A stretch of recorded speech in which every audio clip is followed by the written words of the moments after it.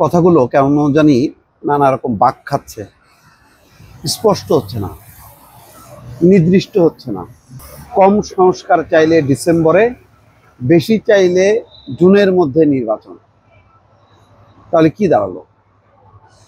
রাজনৈতিক দলগুলো কি প্রস্তুতি নেবে, কোনটা ধরে?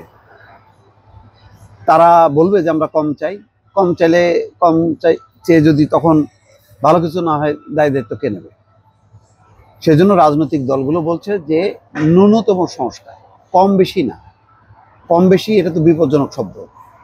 পরে বলবো যে ওই যে রাজনৈতিক দলগুলো ক্ষমতায় যাওয়ার জন্য কম চাইছে, আর বেশি হলে বেশিরও কোনো শেষ নেই, সেটা জুন পার হবে না।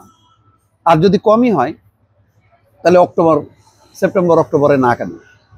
কম তো কম মানে কি, ওই একটা দুইটা তত্ত্বাবধায়ক সরকার ইন্ট্রোডিউস করেন, নিরপেক্ষ নির্বাচনটা নিশ্চিত করেন, সেনাবাহিনী দিয়ে দেন সব কেন্দ্রে কেন্দ্রে, দরকার হয় একদিনের বদলে 4 দিন বা 5 দিন ব্যাপী নির্বাচন করেন, কিন্তু পুরো সেনাবাহিনীর তত্ত্বাবধানে হইতে হবে। এবং কঠিন আইন, যে নির্বাচনে জালজালিয়াতি করবে এবং স্পট অপারেশন, তারপরে যা হবে হবে সেখানে নিয়ে নেন, কোনো সমস্যা নেই। সেটা তো কম, তাহলে তো 2 মাস 3 মাসের মাথায় করা যায়। কমই যদি হয় তাহলে ডিসেম্বর, আর বেশি হলে জুন।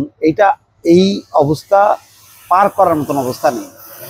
প্রতিদিন যে সমস্ত পরিস্থিতি রেইজ হচ্ছে, তাতে কেউ বলতেছে এটা জঙ্গি রাষ্ট্র হচ্ছে, কেউ বলছে এটা উগ্রবাদী রাষ্ট্র হচ্ছে, কেউ বলছে যে এখানে আইন শৃঙ্খলা বলতে কিচ্ছু নেই, বিশৃঙ্খলা একটা অবস্থা।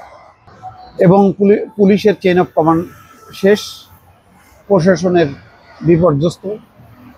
ফলে এই অবস্থায় একটা পলিটিক্যাল গভর্নমেন্ট খুব খুব জরুরি দরকার। এখন এই সংস্কার করতে করতে যদি বাবারে আমি যদি বেঁচেই না থাকি, তা আমার এই সংস্কার দিয়ে ভালো কিছু দিয়ে কি হবে?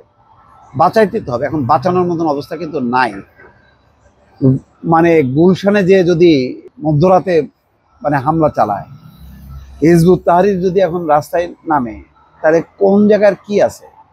নারী হেনস্থ হচ্ছে, আইন শৃঙ্খলা, চুরি ডাকাতি, রাহাজানি, বেপরোয়া। এই সংস্কার করতে করতে আরো 1 বছর পার করা আমার মনে হয় না যে এটা খুব যুক্তিসঙ্গত হবে। এবং ক্ষমতায়ও যে খুব আরামে থাকা যাবে, যে লম্বা সময় হলো আর লম্বা সময় ধরে থাকলাম, সেটাও কিন্তু হবে না, একটা বিপদ বয়ে আনবে।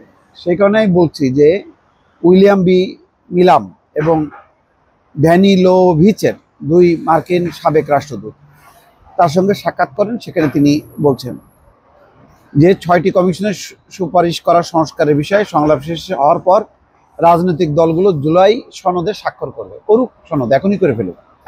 প্রধান উপদেষ্টা বলেন, জুলাই সনদ আমাদের পথ দেখাবে। অন্তর্বর্তীকালীন সরকার জুলাই সনদে প্রদত্ত সুপারিশের কিছু অংশ বাস্তবায়ন করবে এবং বাকিগুলো রাজনৈতিক সরকারগুলো বাকি করবে। আসলে সনদটা কিছুই বাস্তবায়ন অন্তর্বর্তী সরকার নেওয়া উচিত না।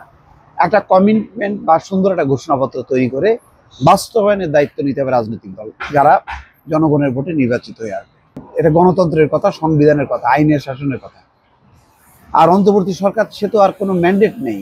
সে কি করবে? একটা বুদ্ধিজীবী সুশীল সমাজের প্রতিনিধিদের তারা একটা সুন্দর সুপারিশ করবে, সুপারিশ করে বলবে যে বাবা এই 100টা সুপারিশ দিলাম, তোমরা আচ্ছা যদি 100টা না পারো, তোমরা 50টা বাস্তবায়ন করো, এরপরের ধাপে আরো 50টা হোক। এইভাবেই তো গণতন্ত্রতে এগোয়।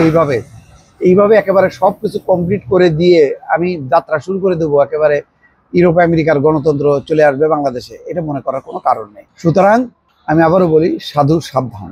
আল্লাহ হাফেজ।